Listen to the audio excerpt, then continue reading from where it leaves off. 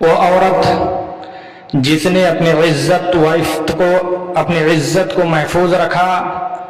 اپنی عصمت کو داغدار نہیں ہونے دیا، عفت کو گدلا نہیں ہونے دیا، وہ اپنے آبرو کو اس طرح سے سنبھال کر اس نے رکھا کہ جس طرح سے ایک آدمی، ایک مالدار شخص اپنے مرجان اور یاقوت اور موتیوں کو ڈاکوؤں اور چوروں کی نگاہوں سے بچاتا ہے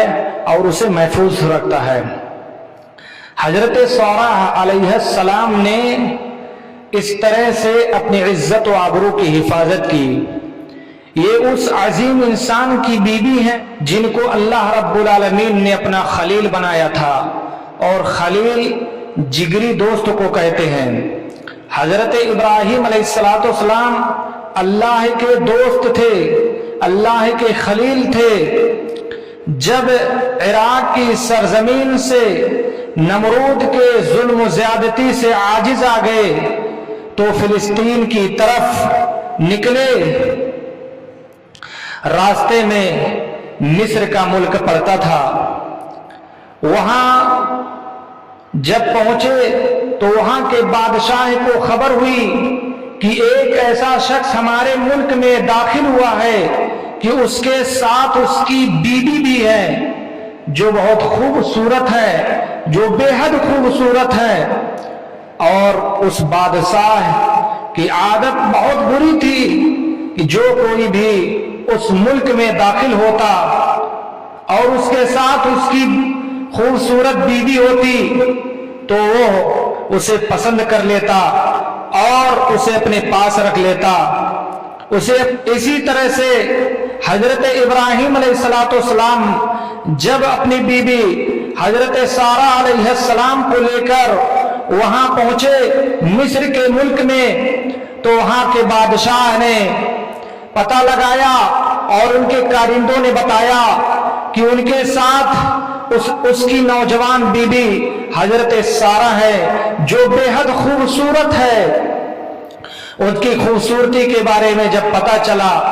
جب وہاں پہنچے تو بادشاہ نے اپنے کارندوں کے ذریعے سے یہ پیغام بھیجا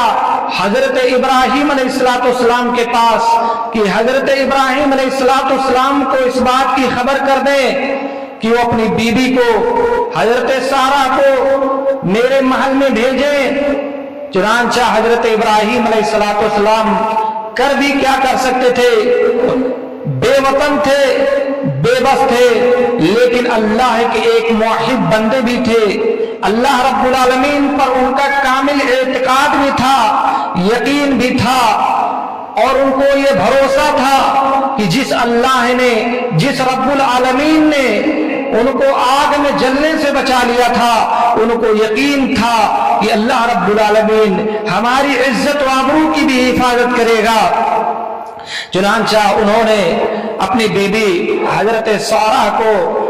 ان کے کارندوں کے ساتھ بادشاہ کے محل میں بھیج دیا۔ جب حضرت سارہ علیہ السلام اس محل میں، بادشاہ کے محل میں پہنچی تو بادشاہ ان کی طرف متوجہ ہونے لگا، تو حضرت سارہ علیہ السلام نے وضو کرنا شروع کیا اور وضو کر کے نماز پڑھنے لگی اور سجدے میں جا کر کے دعا مانگنے لگی۔ بادشاہ یہ منظر دیکھ رہا تھا کہ جب یہ فارغ ہوں گی پھر ان کی طرف بڑھوں گا۔ انہوں نے اپنے رب سے نماز میں دعا کرنے لگی، اللہم ان کنت آمنت بک وبرسولک وحسنت فرجی الا علی زوجی فلا تسلط علی الکافر۔ اے اللہ، اگر میں تجھ پر ایمان لائی ہوں اور تیرے نبی پر ایمان لائی ہوں، تیرے رسول پر ایمان لائی ہوں، خاوند کو چھوڑ کر میں نے اپنی عزت و عصمت کو کبھی داغدار ہونے نہیں دیا، تو پھر اے میرے مولا اس کافر کو مجھ پر مسلط نہ ہونے دینا۔ اے اللہ، اگر میں تیرے نبی پر ایمان لائی ہوں، تیرے رسول پر ایمان لائی ہوں، اے اللہ تجھ پر ایمان لائی ہوں، اور تیرے رسول کے علاوہ تیرے نبی ابراہیم کے علاوہ میں نے کسی کا چہرہ آج تک نہیں دیکھا، عزت تیرے ہاتھ میں ہے، اے اللہ میرے عفت تیرے ہاتھ میں ہے، اے اللہ تو میری عزت کو نیلام ہونے سے بچا لے۔ حضرت سارہ مشکل میں ہے لیکن کسی چیز کا وسیلہ نہیں لیا، اگر وسیلہ لیا تو اپنے عمل کا وسیلہ لیا، اپنے اللہ پر ایمان لانے کا وسیلہ لیا، رسول پر ایمان لانے کا وسیلہ لیا، کسی اور چیز کا وسیلہ نہ لیا، اپنے عمل لانے کا، اپنے نیک عمل کا وسیلہ لیا اور کہا اے اللہ تیرے نبی کے علاوہ میں نے کسی کی طرف نگاہ اٹھا کر نہیں دیکھی۔ اس میں میری ماں اور بہنوں کے لیے ایک بہترین نصیحت ہے، بہترین میسج ہے کہ حضرت سارہ علیہ السلام نے اس وقت کس کو پکارا؟ اللہ کو پکارا، کسی چیز کا وسیلہ نہیں لیا، کسی پیر بابا ولی کا وسیلہ نہیں لیا، جس طرح سے آج مزاروں پہ جا کر کے پیروں ولیوں کے سامنے اپنے سر کو ٹیکتے ہیں، اپنے ماتھے کو ٹیکتے ہیں، سجدہ ریز ہوتے ہیں۔ جب نماز سے فارغ ہوتی ہیں حضرت سارہ علیہ السلام تو بادشاہ ان کی طرف متوجہ ہوتا ہے،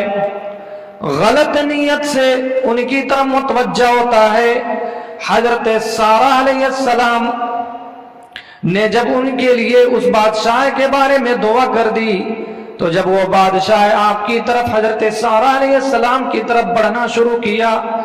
تو بادشاہ کا ہاتھ سل پڑ جاتا ہے، بادشاہ فرش پر بے ہوش ہو جاتا ہے، گر جاتا ہے اور اس کے پیر، اس کے ٹانگیں رگڑے کھانے لگتی ہیں، زمین پر کھسکنے لگتی ہیں۔ کچھ دیر تک اسی طرح سے یہ معاملہ رہا اور یہ صاف ظاہر ہو رہا تھا کہ اللہ کی گرفت میں ہے۔ تب حضرت سارہ علیہ السلام کو یہ احساس ہوا کہ اگر یہ بادشاہ اسی حالت میں مر گیا، بادشاہ اسی حالت میں انتقال ہو گیا تو لوگ کہیں گے کہ انہوں نے ہی قتل کر دیا۔ حضرت سارہ نے بادشاہ کو مار ڈالا تو اپنے رب کے سامنے یہ دعا کی، اللہم ان یمت یقال یا قتلتہ، اے اللہ اگر یہ بادشاہ مر گیا، اے اللہ اگر یہ بادشاہ اسی حالت میں مر گیا تو اے اللہ اس کا الزام میرے اوپر آئے گا، اے اللہ اس پر سے پریشانی کو ہٹا دے، دور کر دے۔ جب اللہ نے اس کی پریشانی کو دور کر دی، بادشاہ صحیح سلامت ہو گیا، صحیح سالم ہو گیا، تو پھر وہی حرکت کرنا شروع کیا جو پہلی حرکت کرنے لگا۔ پھر حضرت سارہ علیہ السلام نے وہی کام، وہی عمل انجام دیا۔ پھر وضو کرنے لگی اور 2 رکعت نماز پڑھنے لگی اور اللہ رب العالمین سے دعا کرنے لگی، اے اللہ اس بادشاہ کو مجھ پر مسلط ہونے سے بچانا، اے اللہ اس بادشاہ سے میری عزت و آبرو کی حفاظت فرمانا۔ اللہ نے پھر اسی حالت میں اس بادشاہ کو کر دیا۔ یہ اللہ کی ولی تھی، یہ ایسی خاتون تھی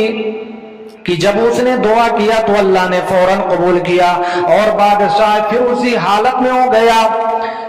پھر اسی طرح سے دوسری بار اسی طرح سے حضرت سارہ علیہ السلام نے کیا، یعنی اسی طرح سے 3 مرتبہ بادشاہ نے یہ غلط حرکت کرنے کی کوشش کی، وہی حرکت دہرانے کی کوشش کی، غلط نیت سے بڑھنے کی کوشش کی، لیکن اللہ تعالیٰ نے اسے کر دیا۔ اس کے بعد اس نے مجلس جمایا اور اپنے کارندوں کو بلایا، دربار لگایا اور اس کے بعد اپنے کارندوں سے کہا، اے لوگوں اس عورت کو تم لائے ہو، یہ عورت جنات کوئی لگتی ہے اور یہ کوئی جنات سی لگتی ہے، یہ اس کو لے جاؤ اور اس کے خاوند حضرت ابراہیم کے پاس اس کو واپس لوٹا دو۔ جب کارندے حضرت سارہ کو لے جانے لگے تو وہ بادشاہ اپنے کارندوں سے کہنے لگا کہ ٹھہرو، ٹھہر گئے۔ اس کے بعد کہا یہ حضرت حاجرہ ان کو بھی لے جاؤ، یعنی خادمہ بنا کر حضرت ابراہیم علیہ السلام کی جوزیت میں دیا۔ یہ حضرت سارہ علیہ السلام تھی جو پاک باز خاتون تھی، جنہوں نے اپنی پاک دامنی کے لیے اپنی عفت و عصمت کی حفاظت کے لیے اللہ رب العالمین سے نے دعا کی، کسی اور سے نہیں وسیلہ لیا بلکہ اللہ رب العالمین سے ڈائریکٹ دعا کی۔ اللہ نے ان کی دعا کو قبول فرمایا۔ یہ حضرت سارہ علیہ السلام